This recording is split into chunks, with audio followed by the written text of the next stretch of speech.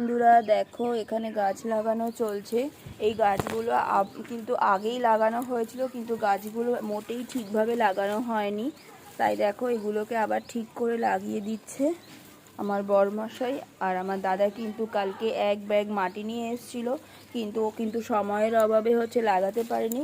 তো এই গাছটা এনেছিল, এই গাছটা এনেছিল, এটা এনেছিল, এটা এটা তো দেখো সেগুলো আবারও ঠিক করে দিচ্ছে, দিয়ে দেখো আবার ভালো করে এরিকা পাম্পগুলোকে লাগিয়ে দিচ্ছে। এই এরিকা পাম্পগুলো কিন্তু ঠিক করে মোটেই লাগানো হয়নি, ওইখানে বড় টবে দিয়ে দিল, এটাকেও ঠিক করে দিয়েছে।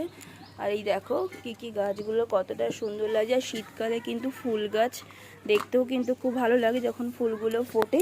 আর এই দেখো এই একটা গাছ নিয়ে এসছে, দেখো এটা কি গো, চন্দ্রমল্লিকা না? হ্যাঁ, এই দেখো এখানে গাঁদা ফুল রয়েছে, এই দেখো এখানে আর এক রকমের গাঁদা।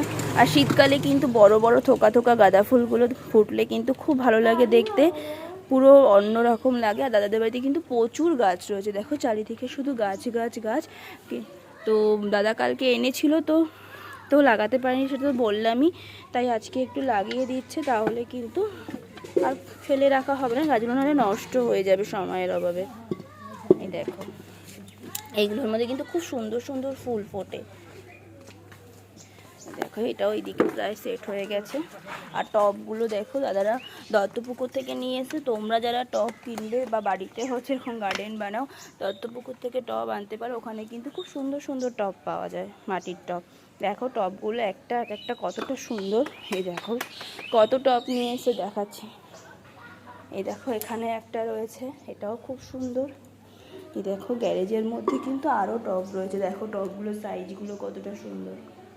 এর মধ্যে গাছ লাগালে সেটা কিন্তু খুব ভালো লাগে দেখতে।